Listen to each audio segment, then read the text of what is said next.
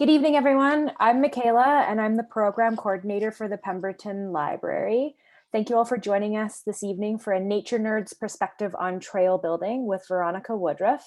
Tonight's event is brought to you as a partnership between the Pemberton and District Public Library and Veronica Woodruff with Stewardship Pemberton Society and the Pemberton Wildlife Association, and has been created in consultation with PORCA and PVTA.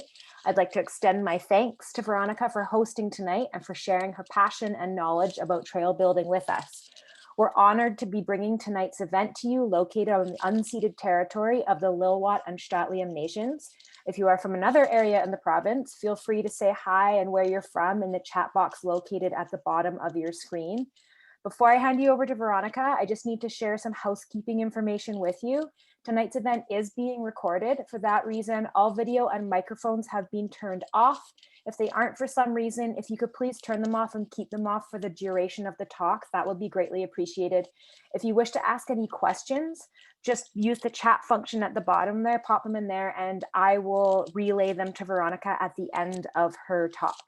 And I think that is everything. So I'm going to hand you guys over to Veronica. Thanks, Michaela. That's really great. And I should say that I'm not an expert on trail building at all. I do have some nature expertise. So it's really, that's my expertise in relation to trail building. So yeah, welcome. Thank you so much. I did want to also acknowledge that we are on, that I live and work on Lilwat Nation traditional territory. And then also all the trails that I'm going to talk about tonight are within that unceded traditional territory. And, oh, stalling. Hang on 1 second, we're not moving forward.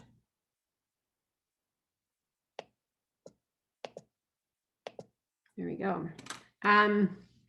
Okay, this presentation was put together with Stewardship Pemberton, Pemberton Wildlife Association, and of course in consultation with our trails associations, PVTA and PORCA. And I've been mountain biking for a long time, back when it was cool to wear a bathing suit and spandex in a bike race. And I was an early adopter of the Whistler Mountain Mountain Bike Park. And yeah, I love mountain biking so much. I don't do it as much anymore, but I do spend every day on the trails in Pemberton. And I certainly don't wear a bathing suit doing it these days. So the context for this talk is this professional experience I've had for the last 20 years in the area. So I worked with the, sorry, admitting people, the municipality of Whistler for 10 years. And then I was an environmental consultant working in construction and industry to mitigate environmental effects through assessment, long-term monitoring, and certainly construction monitoring. So it's that view. Uh-oh, we're stalled, folks. Okay, it's that view that I've brought to this trails talk. I don't think trails are like industrial projects. Their impact is certainly nothing near an industrial project. However, I don't believe that trails are benign and recreational activities are benign, and they do have effects on both wildlife and environment. And so this is an opportunity for me to really mesh those experiences, this lover of trails and also this professional experience. And so I also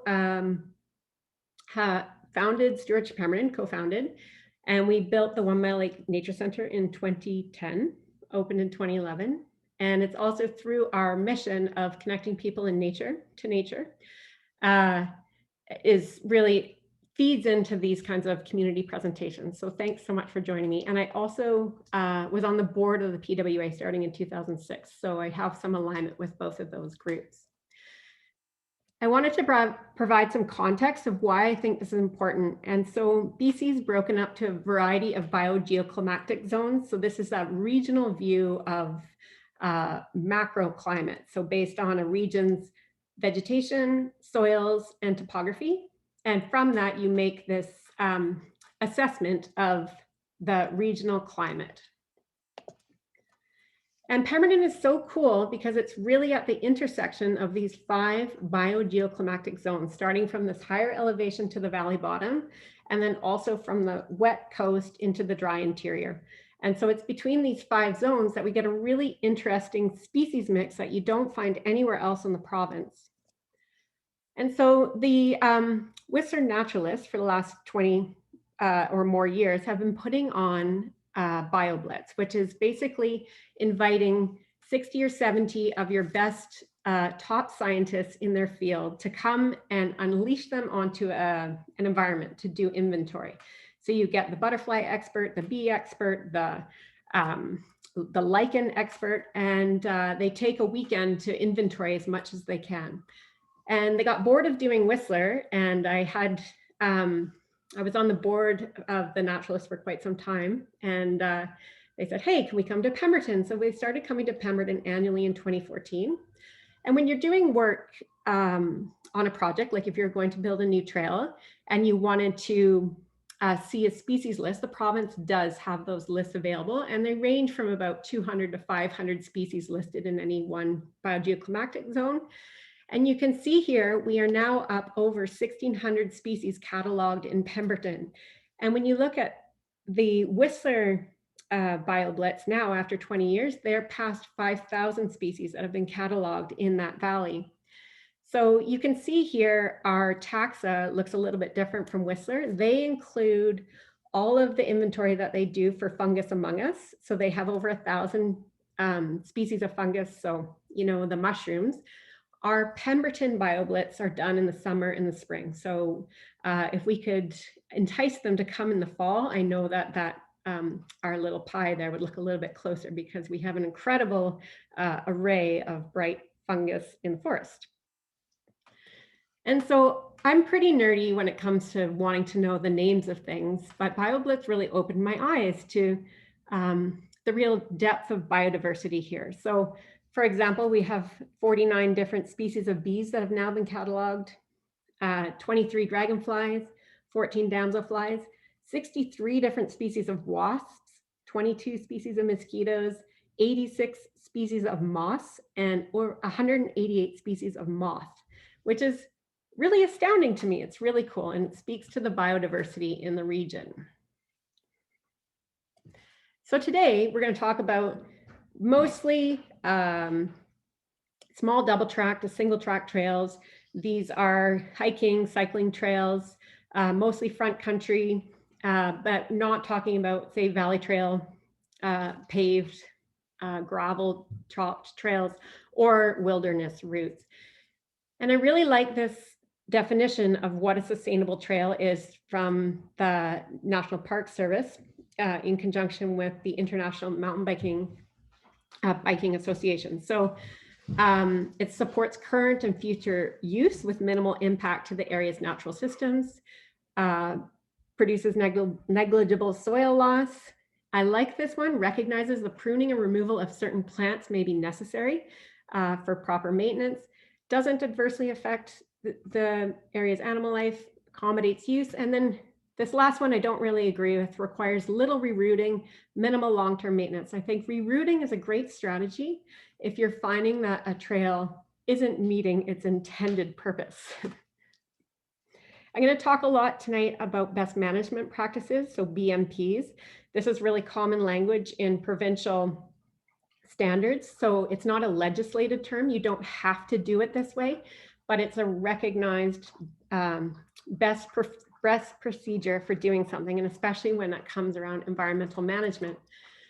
And BMPs are really important in trail standards. You do see how to build trails, you know, based on slope and drainage and what are the best methods for crossing water, and all of these things exist. And they do have environmental considerations here in both local and provincial guides.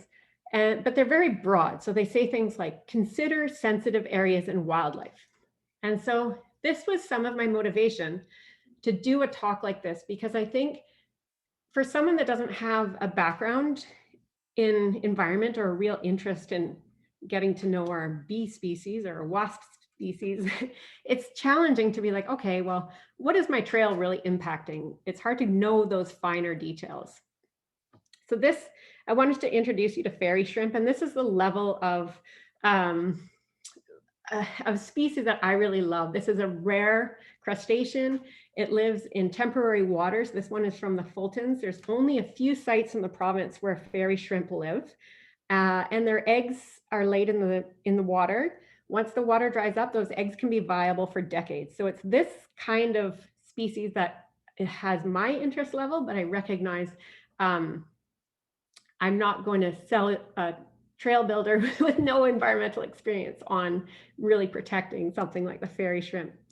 But to get into some of our really important vertebrates, reptiles and amphibians, we have an incredible species assemblage, again, unlike anywhere else in the province, based on our climate and our biogeoclimatic zone. And Pemberton, this is what the life species movement looks like. So the yellow arrows are amphibians. They spend their winters hibernating in and around wetlands. That's where they reproduce. And then they spend their summers off foraging in the hillsides. And it's exactly the opposite for the reptiles and amphibians. So you have the denning areas, the hibernacula, where the snakes and lizards will hunker down for the winter. All of our reptiles, except for one, give birth to live young, so they need appropriate birthing chambers. And then they come out and they come down to the valley bottom and they spend their summers foraging in the valley. This is a sign that we did for BC Parks for rubber boas. It's a really important rubber boa conservation area. That's a big pregnant female up in the top right there. And this is a good drawing of what a hibernacula actually looks like. And this is a rare type of habitat that really needs to have that structure to have little chambers for different species. And we're under the assumption based on structures and then the species we see at the entrances to hibernacula that they're going to be multi-use. So you've got your chamber for your alligator lizard and a chamber for a boa and a chamber for a sharp tail and some garter snakes over there. So these hibernacula areas are really important. And what happens when those animals begin to move from their hibernacula area, they start to spread themselves out on the hillside, and that's where we're at today. So these are some logs I've moved around all over Mackenzie, bathtub trail, lift up a log, and there's a long-toed salamander. In the middle here, this is a Pacific tree frog or coarse frog.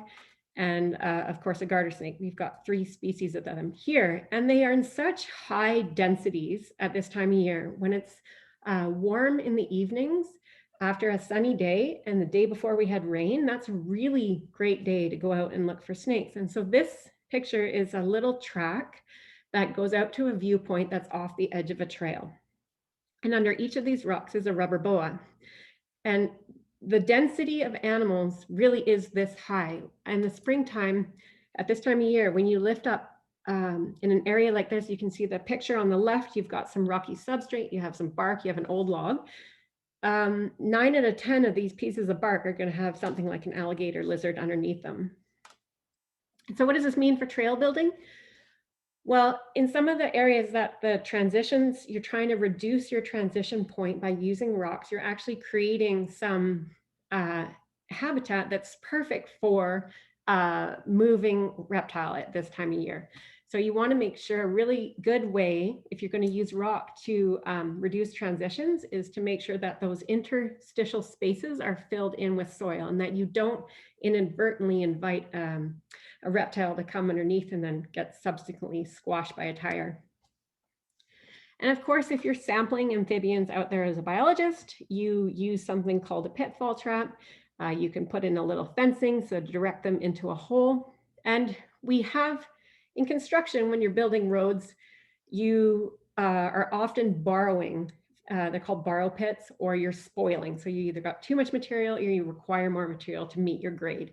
You see this in mountain bike trails all over Pemberton, and these little borrow pits generally are fairly benign. However, sometimes they're dug with really, really steep or overhanging sides, and that could potentially act like pitfall traps. Some of them are a little bit better. Sticks and logs, I mean, cover them up probably for aesthetic values, not so much for not trapping amphibians. But really, when you look at construction, this is straight out of an aggregate operation mitigation plan, is just blend your borrow area with the surrounding topography. So no, I don't think hundreds of amphibians are falling into these pits and perishing or being predated on. But I think it just comes down to best management practices and make sure that we are really minimizing the impact of when building trails. And so on to birds. We're into breeding birds time. All of my bird pictures are from Cornell University, has the best bird site, all about birds. And yeah, birds are protected under the BC Wildlife Act, as well as the Migratory Species Act, which is international, though Donald Trump did throw that out a couple of years ago. Yeah, the nests, habitat, and the birds are actually protected by a number of different pieces of legislation. And so here's a map of the nesting zones in Canada. We obviously are here in this lower mainland zone, and these nesting areas are based on the number of species and the timing of returns. And very specifically, if you were going to be working in construction and following a huge site, you would really have to look at how your construction is going to be, how you're going to work within these breeding bird windows if you have falling to do. I did a long stint of breeding bird surveys of looking for eggs, and I thought there was some relevant information, because usually when you think about birds nesting, you think about a nest in the tree, but we actually have a number of birds in Pemberton. This is dark-eyed junco, really common bird that nests right in the ground. And from a human's perspective, they don't have the best choice of habitat. I've seen a junco nest in the center of a newly deactivated logging road that they needed to reactivate. And also I've seen them on the edge of garden paths, and yeah, so they don't choose, they're very comfortable in nesting around active areas. And when you're working around a bird's nest, I'm going to use my phone because an embedded sound clip never works. But if you're near a bird's nest, you're going to hear a repeated chipping, like it's the same tone again and again and again. And sometimes for someone who's not a bird nerd like me, kind of be like, just dismiss it. So for example, here's the junco. That's a big deal. That junco is super stressed. They are yelling at you to get away from their nest. They're very, very alarmed. So it sounds very, again, very benign. And then you look at habitats like this that aren't considered at first glance to be really great nesting areas, but this is Pacific wren, formerly the winter wren, with a little bird, really big song, super common at 1 mile. This is their favorite place to nest, in some kind of jumble of woody debris. So something to consider when you're clearing vegetation. And I'm sure many of you saw the news.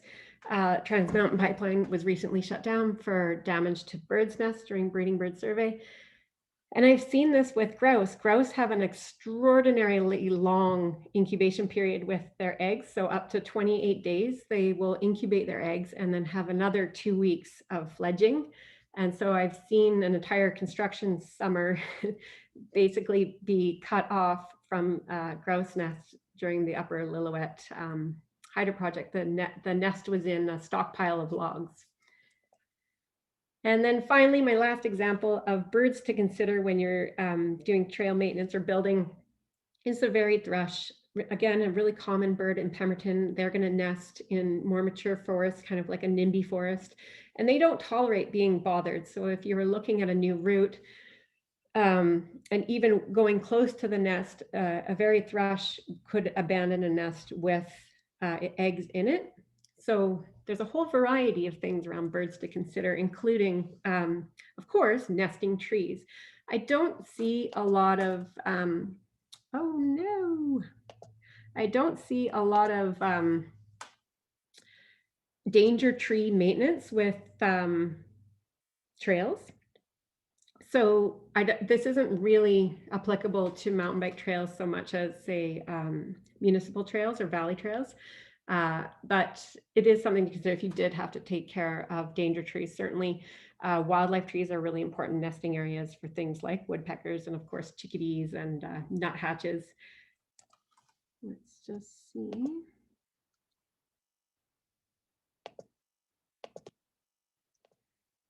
Okay, can you see Michaela, can you see my notes?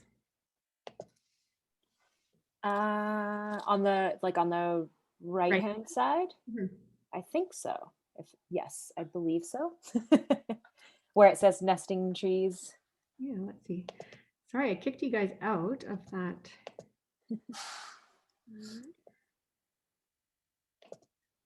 Okay, reshare. Technical difficulties.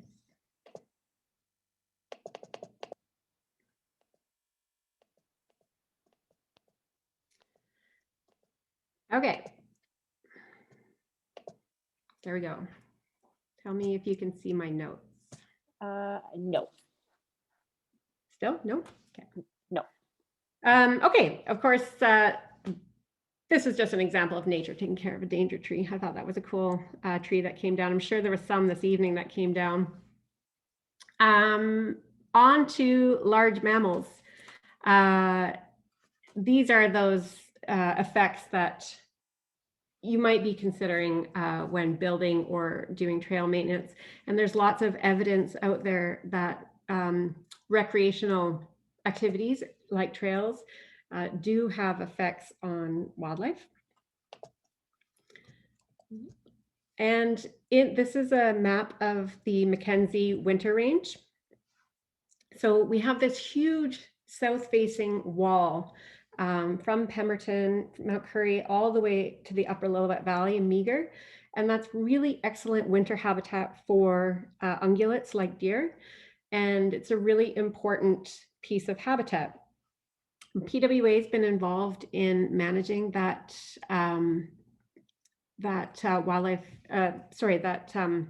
management unit with the province. We've been helping the province collar deer and doing migration studies for many, many years. And deer have this really unique way of getting away from predators. They have a huge bound. And similar to the research on wolves, we do have an increasing wolf population here. In the last 3 years, I have a lot of wildlife cameras out and about, and wolves are starting to become more prevalent. But the way that deer get away from wolves is using this bound. And so trails are like mini versions of road, allowing predators to move. So just one consideration. This is a picture of a bear den on Smell the Glove. I don't know how active it is. I actually haven't been there for a couple of years, but even just having that habitat available, the trails managers may consider having seasonal closures, say from November 1st through to March 31st, where you have these trail closures when you have really important pieces of habitat like the bear den. And then onto ecosystem scale, more habitat rather than wildlife. And so ecotones is this transition area between two biological communities. So if you're going to build a trail from the top of the valley down, or top of the trail down to the valley bottom, and you're in a 100-year-old second growth forest, the only species associated with that is going to be a 100-year-old second growth forest, mature forest.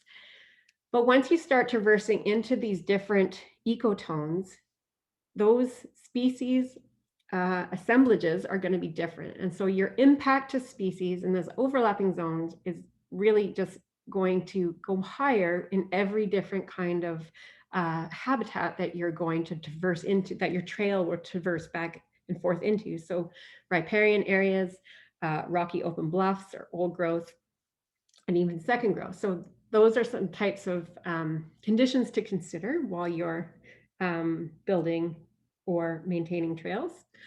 I just threw this in here because I love the detective work it takes to come across a huge boulder in the woods and wonder where it came from. There's always going to be a source, and sometimes it takes going home to Google Earth to double check, but always just something to be cognizant of, especially when we're getting really heavy rain. So both the BC government, they have a couple of interesting reports, the Indicators of Climate Change report from 2016 and climate change risk assessment that was done in 2019, as well as the International Panel on Climate Change, have all said with high certainty that we are going to see an increased atmospheric river events, so increased frequency with higher precipitation amounts. These are the kinds of systems that really affect our flood risk here in Pemberton. But we had a storm a few years back that really hit the trails hard. It was midwinter, and there was water pretty much everywhere, and a lot of the trails really took a kicking. So it's really important to consider these climate change effects in how to manage water on trails.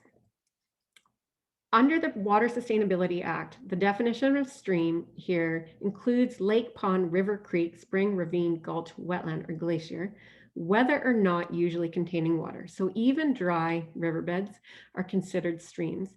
And so to work around to do changes in and about a stream, officially, you require a permit. And of course, it's actually become, in some ways, easier to do work with the Water Sustainability Act since 2016 than it was with the old Water Act, as long as you're adhering to certain BMPs. This is an example of a bridge area over water. So Pemberton is actually really good at building bridges. Our bridges are all really well made. They generally have a ton of capacity to take on high water flow. But here's an example where there was a bridge going over. There was the old trail intersection. There's now a new trail with a new bridge, and here's an old bridge. And so both under the Water Sustainability Act and the Trail Maintenance, Recreational Trail Maintenance Manual, locate bridge crossings to minimize disturbance to stream beds and banks. So this is the kind of area that you would consider, at the very least, to take out perhaps this last drainage crossing that I was just talking about. I recognize why this, it was highlighted to me when I spoke to a person who is more in the know about trail building. They said, well, the reason that was probably put in was because this is a really important route. Like it's a huge trail. It's a very fast trail, and that intersection of a climbing trail and a downhill trail on a steep section with a jump, that you're only just waiting for an accident to happen. So that's probably why. But this is something that maybe could have been mitigated in a slightly more environmentally friendly way. And I really could have made this whole presentation on managing water, so I only have a couple more slides. And there are really good, there's really good information in the recreational manual on how to manage water. Here along this trail, the river's sort of done it on its own. It's found, it's the interception point where it keeps the trail maintenance. Here's an example of where it's done really well. It's actually, the drainage channel's been dug, and a culvert's been placed at the toe of the slope, and this culvert's actually been installed. It's appropriately sized, and it actually is acting like a real culvert install with large rock acting as headwalls. So that's another good example on how to use intercept drainage. And there was some recent maintenance done on some more well-established trails with these drainage cuts, and they didn't appear to be systematically installed to me. And I think there's a real risk with just installing water bars in quick succession without taking into account these kinds of big storms that we will be experiencing going forward, because you can really alter the downstream drainage, especially in a excessively dry forest like where these cuts were. And this kind of drainage really isn't following that provincial recreational manual on how to install water bars, even for how they were installed in the trail and the spacing of them. Those things are really well laid out. So something that to consider. And what happens when we do get these really big storms is that water just really does start to track, and it doesn't impact just the trail, but starts to really impact downslope habitats. And occasionally, as in this case, there are some fairly important hibernacula just below the trail that can be negatively impacted by a storm like that in a water direction. Yeah, how wide does a trail need to be? So I can't help but notice our trails are getting wider and wider. And I think that I think it's amazing that there's such great maintenance. Our trails are so well groomed and they're so delightful to ride. But I feel like there's a limit here to how wide that we should be aiming. I think there should be a limit and even an opportunity to narrow up some of these trails. I think in some cases, the original trail has slowly migrated with just the path of where the bikes have decided to go. Yet the original portion of the trail is still being maintained. So it's just incrementally getting wider and wider. And so here's an example of some really great berms that have been built, but the original trail alignment is still being maintained. So now it's obviously most people riding this trail are going to continue to ride the berm, and you can see that even from the wear today. But we could consider trying to restore some of these areas that have become excessively wide and really maintaining that area of travel. And finally, I don't believe that there's a lot of new official trails being planned or designed. And in the trails master plan that I'm going to talk a tiny bit about, it is a really high priority. So I don't think it's worth talking too much about here, but I think that the thing that would be worth talking about is coming down to managing people well on trails. This isn't a really great photo of this. It was hard for me to get the photo, but this is an area that a trail comes down. It's really challenging where it drops off, and there's 7 different chutes that go down over about a 40-meter width of trail and then all collect into the same trail again. And I think it just comes down to Pemberton being a really challenging place to ride.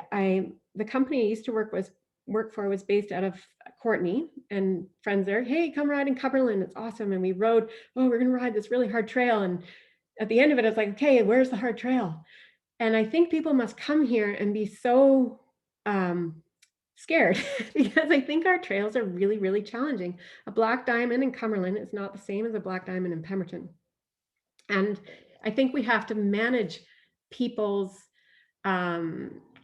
fear of some of those really steep sections. So really consider like, okay, 80% of people are going to be able to ride this, meaning 20% has to walk. So, and this trail is very popular. So consider how to make walkarounds or reroutes. And that has been done a number of times, but there's sections like this that could be flagged that could use that kind of treatment. Similarly, we have beautiful views here. So managing people around these really beautiful viewscapes. A lot of our views obviously come in those open rocky slopes.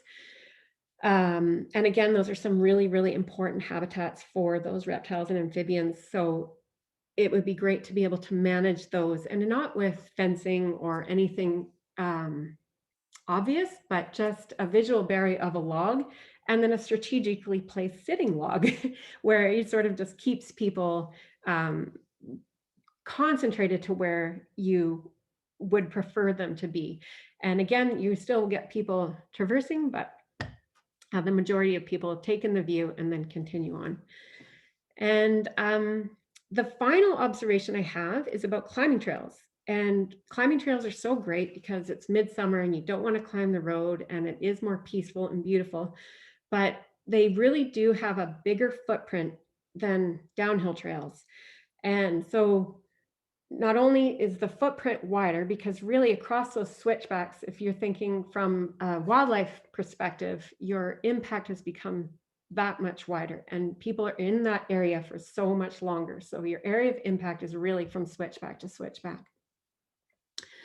So I think any new climbing trails should be carefully considered in terms of their environmental impact.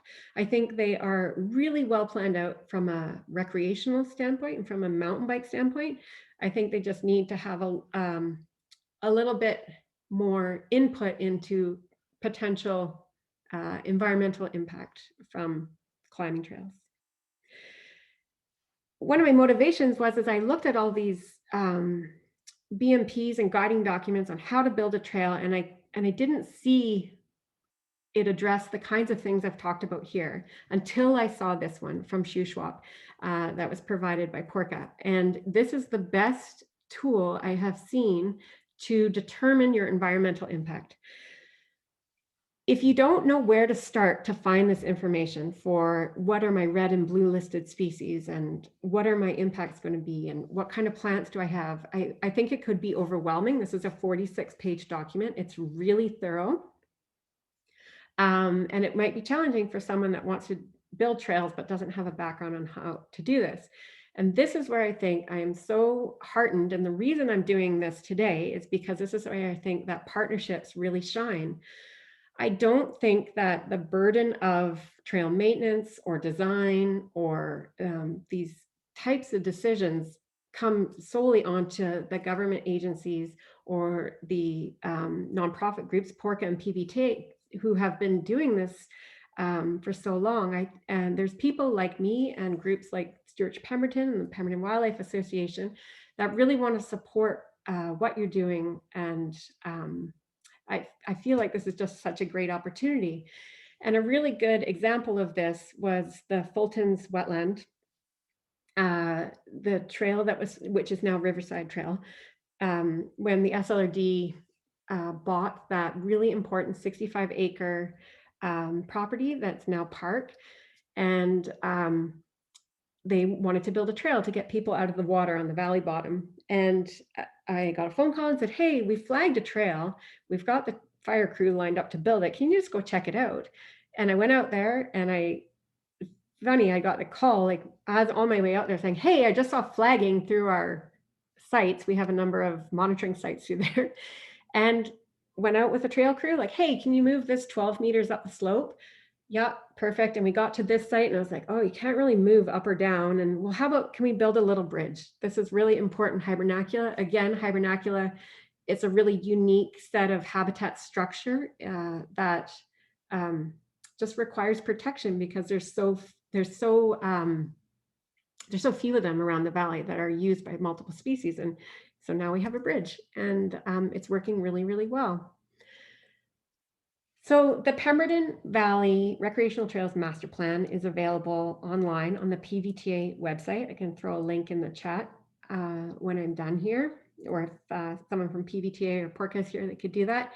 And it has some really great recommendations in there around authorization of new and existing trails, maintenance, future trail development priorities, community outreach, education, communication, and signage. And I recognize that the groups that are trying to stick handle all this, they have limited funding. We all have limited time and resources and expertise. And I still think if we can work together and work collaboratively, we can leverage each other's strengths. And I recognize in my post about what this talk was about that I had said it was the Trails Monitoring Committee, which sounded a bit like the Trail Police. It really is the Trails Plan Monitoring Committee, but we could call it something even better, like the Collaborative Committee for Amazingly Sustainable Trail Networks in Pemberton, because really that's the intent. It's really just about working together for creating this incredible resource for all of us. And I think something important that came up in another meeting this week that the PWA with the Tanquil Trail, and one of the managers said, you know, I've been working in this with recreational trail development for a long time, and for 10 years, and I've never seen trail use decline in any given year. It's always going up. And you can really see that in Pemberton, that our trail use is going to continue to increase. And I think this is the perfect time to really start these partnerships to work together to make sure that we have a robust trail that can handle our use today and into the future. And I think as trail users, we just have a responsibility to do that. We have this knowledge and interest, and I'm looking forward to working together with Catsnip. We don't have to use that name in the future. And that's the end. Thank you for your time.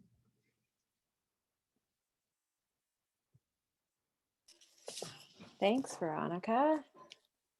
Thanks. Got a couple of questions here. There weren't very many. Hold on, where did that go here? I really wanted to keep it to 40 minutes. I feel like that was that was pretty much 40 minutes on the dot, I think. Heather is asking for the link to the shoe swap document for determining environmental impacts of trails. Got it. Yeah, it's a really good one. I'll find it. Yeah, and I don't know, we do have some trail experts here. Thanks, Bree. Yeah, I don't know if any of our other groups have anything to chime in and say. Jeanette did ask a question closer to the beginning. She wanted to know where the trail classification table came from. That's from the Pemberton Master Plan, the Pemberton Trails Master Plan.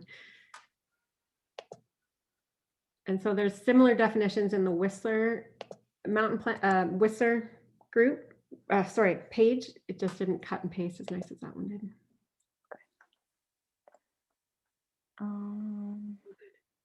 Does anybody have any questions for Veronica?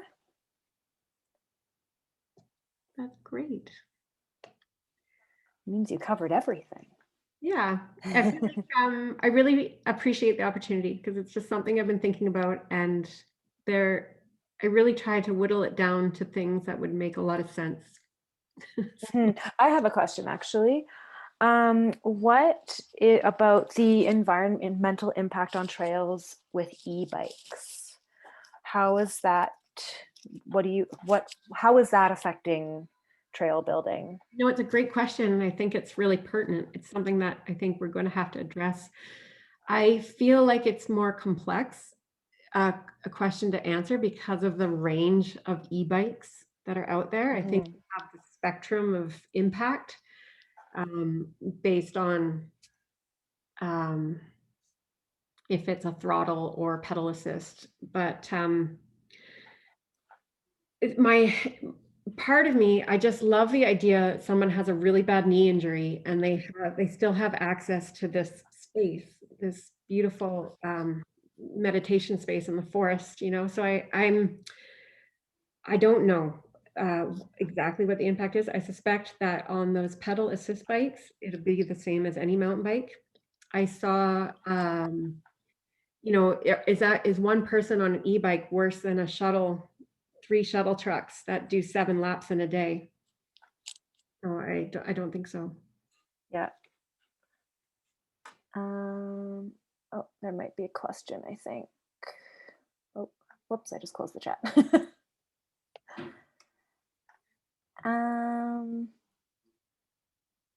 Oh, Nancy just said a thought on narrowing trails. I saw another presentation where they widened sections to mitigate bear biker surprise contact. Right. Yeah. I think your impact on all the other species for that widening is really detrimental. There's that shoe swap link. I finally found it. I just really think that you know, the aesthetics are one thing, but that incremental creep, because every trail is going to have that buffer of effect.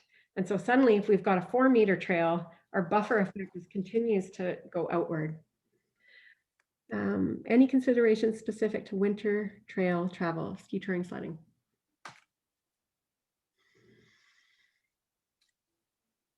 Yeah, Vicky, do you want to say more about that? Hold on. Well, Oops. if you're allowed to unmute. I think I might need to. Like, because are you talking about conflict or are you? Okay. There. Vicky, you can unmute yourself if you want to talk. Yeah, no, just that a lot of what you covered seemed to be more specific to traveling on dirt and grass. Mm-hmm. And except for your one picture of the rubber boas underneath the layer of snow when they're wintering, and whether where you choose to put a ski trail or where you choose to have access for snowmobiling, if there's any information on that. I have none. It was just even snowshoeing, anything like that. Is there a consideration? Yeah, good. I mean, they are going to be so hunkered down until there's no snow, because the time that they'll come out of that hibernacula is when the rocks start to warm. So until they can get out onto the surface, I don't think you would see them on the surface. And some of our, yeah, I think, you know, if you're in early spring and there's big sections, say you were going up some kind of scree slope or something on a snowmobile and you're just like, oh, well, there's 20 feet there with no snow. I bet I can make it. I think maybe that would be bad. But, you know, I'm really thinking about the lower valley trails. I think skiing over top or even touring, like skinning up over a hibernacula wouldn't even make a dent, wouldn't even make a rubber boa turn over. Great, thanks. Heather also asked if there is talk between the corridor bike groups trying to collaborate and manage the corridor trails. Allison, do you know that? I'm not sure. I feel like there's so much expertise in this corridor. I don't. I know Squamish is doing a similar trails plan to the one that we completed right now. I sit on that one, but there hasn't been much collaboration up and down the corridor. Yeah, Claire, there's some walkie trails that were originally animal migration trails. Absolutely. Yes, and so that was a big issue when mountain biking really took off in Pemberton, because there was so many animal trails and hunters, and there was that intersection between those two pursuits. And and because our trail systems are so well used now, those portions that used to be really important deer overwintering, like I'm thinking about that core section of Mackenzie, kind of three-way to Mosquito to the valley. You still do get deer through there, but you won't get the concentration that you would get on the backside towards Mackenzie Lake. There's just too many people.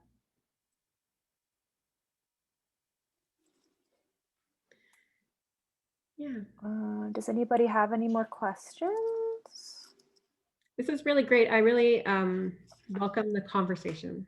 Mm-hmm. If anybody wants to unmute themselves and say anything, you can do so. It just still is being recorded. Just Great. Well, thanks for joining me on this. Not so windy anymore, but no, it looks like it stopped.